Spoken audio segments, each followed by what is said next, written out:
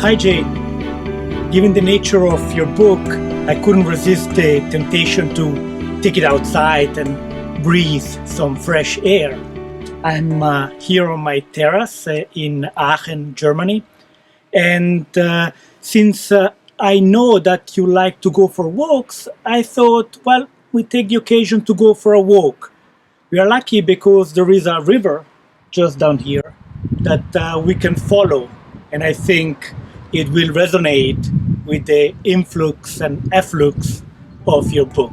So let's go.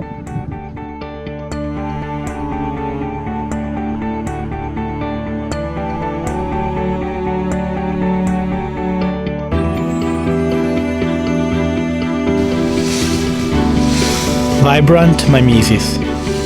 A walk with Jane Bennett.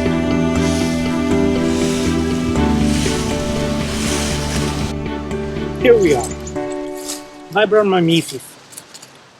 This title, expressed in an atmosphere that envelops us with natural impressions that are not simply visual but can be smelled, heard, and touched, makes us wonder.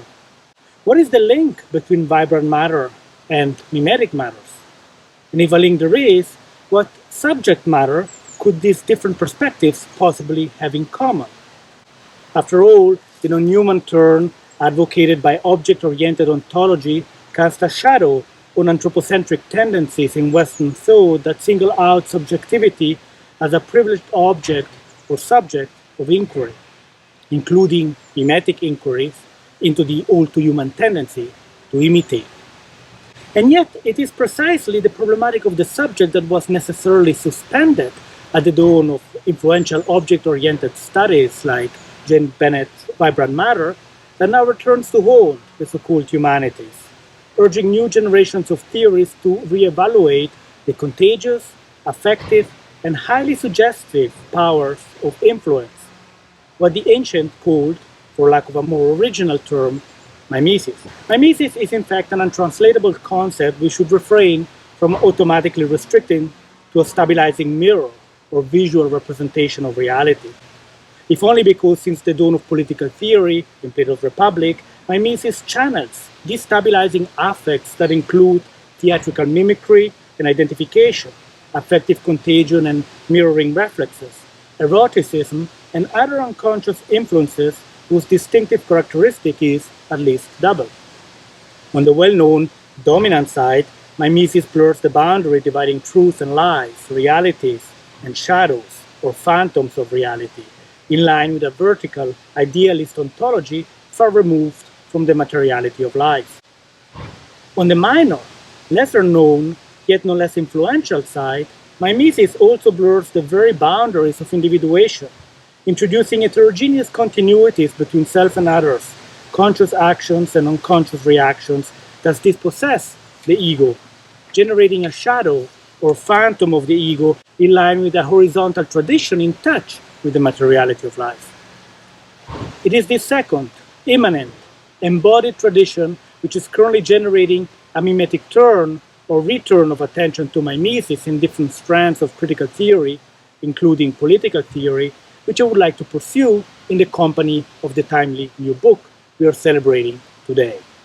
That the contagious powers of mimesis operate for the worse, generating pathological influences that cast a shadow not only on the ego but also on crowds, not only on democratic processes but also on planetary processes, we now have had ample occasions to confirm. But it took the vitality of Jane Bennett's new book, Influx and Efflux, to affirm the powers of mimesis for the better. In the process, she sets in motion human and non-human flows that connect the positive, life-affirmative, agentic vibrancy of matter with an emerging conception of a mimetic subject that is not singular but plural, not autonomous but relational, not static but vibrant, and which I group today under the rubric of vibrant mimesis. My general aim then is to solidify a bridge Jane Bennett, but also Bill Connolly and I started building together a while ago. At Hopkins, I had in fact the honor to partake in numerous encounters with both Jane and Bill that are now constitutive of our genealogies. To simplify things, let's just say that this bridge is located between a new materialist turn attentive to what Jane calls think power on one side, and a return of attention to the protean powers of mimetic pathos Nietzsche considered constitutive of the will to power on the other. Two related perspectives have converged towards a porous conception of the self or ego I called, echoing Nietzsche, a phantom of the ego. To be sure, a bridge is a precarious in-between space that allows for encounters that are as material as they are affective, as much based on the non-human power of things as on the human power of sympathy. Let us thus recall that for the romantic voices Jane invokes, especially Whitman, but also Thoreau, Kaiwa, and Harold Bloom, that unlike the modernist figures I lean on, primarily Nietzsche, but also B.H. Lawrence, Georges Bataille, and Philippe Lacoulabach, for these figures, sympathy means first and foremost feeling with rather than feeling for. Sympathos, which also means that this pathos is already shared, for it gives both affective and material vibrations to Homo Mimeticus, just as much as it injects mimetic powers into the flows of Influx and Efflux. Let us consider both more closely. Influx and Efflux is in many ways a personal, subjective, perhaps even intimate and experiential book that marks a new turn in Jane Bennett's thought and writing. This is not simply because Jane now foregrounds the question of the I, or self, which had been bracketed in vibrant matter, in order to attune her political theory to unconscious influences which Jane writes are experienced as most local, most personal. Not solely because she focuses on an influential poet, Walt Whitman, who made the self and the multitude it contains his privileged focus of poetic experimentation by a type of writing which, he wrote in a letter Jane quotes in the prologue, is personal, confessional, a variegated product. A description that, at one remove, applies to Influx and Efflux as well. Either way, both subjective and poetic perspectives are constitutive of the theoretical content of Jane Bennett's diagnostic of a self, or I, that is porous, relational, and open to mimetic influences. Its influences, Jane makes clear time and again, tend to operate below conscious awareness, are relational and intersubjective in nature, physiological and psychological, and include a type of sympathy, or sympathos, which for Whitman, Jane specifies, does not entail fusion, but rather a feeling with that respects the distance. Nietzsche would call this hovering vibration between feeling and distance, pathos of distance. And in different chapters, Jane explores the ramified powers of this shared pathos via Thoreau's take on natural influences, Roger Caillois' diagnostic of mimicry, Harold Bloom's literary account of anxiety of influence, while at the same time establishing bridges with what the neurosciences now group under the rubric of mirror neurons or brain plasticity. Taken together, these mimetic affects indicate that the subjective turn internal to Jane's new book is, among other things, also a mimetic turn or return to mimesis. And yet mimesis cannot be reduced to the logic of the same. It tends to generate repetitions with a difference. Jane Bennett is no exception. Vibrant mimesis, in fact, emerges from the liminal space between the vibrations of matter and the vibration of the self, whose doodle-like explorations I take to be Jane's distinctive contribution to the mimetic turn or return. What Jane says of doodling, in fact, equally applies to her mimetic theory. She seems to add something to the process, which takes me to the formal qualities of her mimetic poetics. As any mimetic theorist worth its salt has learned to appreciate, an account of the powers of mimesis cannot operate only at the level of philosophical content or logos. It must pay equal attention to aesthetic form of expression or lexis. And if you listen, you hear birds singing. The mimetic influences of Influx and Efflux are in fact already at play in the doodles that provide an elegant cover to the book and punctuate it throughout. They are no simple decorations or representations to be seen from a distance. On the contrary, They trace unconscious mimetic processes that are not the expression of a volitional ego, but have the power to induce subliminal impressions and expressions that blur the line dividing doodling from writing. James called this process writing up, and it is the very process that gives form to the book, but also to the self in question, via what she calls waves of expressive effort, some mine, some yours, some apersonal.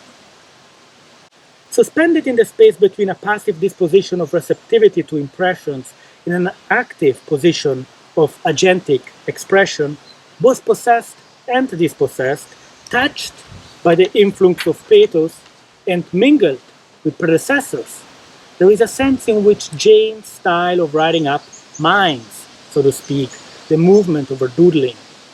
She does so not in order to simply reproduce stable aesthetic forms in writing. Rather, she embodies an inner physiological disposition that renders her psychologically receptive to the movement of influx and efflux. The book is thus mimetic in the sense that it performs what it describes. What Jane says of doodling in the epigraph that opens the book equally applies to the style of writing that flows throughout it. Lines flow down arm, fingers, lengths of pencil, to exit at graphite tip and mingle with predecessors already on the page. Lo, a shape, I say to myself, quoting Whitman, as it emerges. And in the process, you will have noticed, lo, an epigraph has been shaped too. I linger on these stylistic double effects, for I believe they go to the heart of Jane's materialistic supplement to the mimetic turn.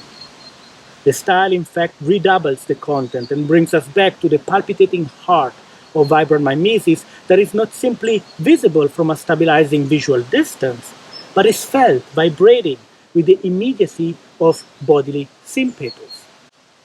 And it is on the basis of this vibratory mimetic encounter that what Jane calls a distinctive model of the eye is born. As she puts it, this eye is constituted as a porous and susceptible shape that rides and imbibes waves of influx and efflux, but also contributes an influence of its own. There is thus a paradox of influence that mirrors a mimetic paradox. Both are simultaneously susceptible to impressions and expressions. Both are receptive to being shaped and to giving shape via a process-oriented, unconscious, and embodied conception of a phantom eye that is double-faced and with which I would like to conclude. On one side, riding the waves of mimetic influxes and effluxes in the company of Jane, 2 centuries after Whitman imbibes us with influences that are unpredictable, for the seas have been polluted by generations that have lost touch with the precarity of nature. Jane's diagnostic remains indeed attentive to what Bill Connolly calls the fragility of things. And rightly so, for we live in an epoch increasingly dominated by influences that have the mimetic power to dissolve the ego in terms that are pathological for both humans and non-humans. As Jane notes, Roger Caillois called attention to a type of pathological mimicry that leads the ego to merge, chameleon-like, against the background of an environment that turns the ego into what Pierre Janet, the psychologist who inspired Caillois, called a phantom, un fantôme. Caillois' friend and collaborator, Georges Bataille, would follow up and say that such pathologies have the potential to spread contagiously beyond the ego, as leaders who are totally other, tout autre, also rely on mimetic powers that include hypnosis and eroticism to cast a spell on the crowd, generating movements of attraction and repulsion that threaten to split the body politic in two.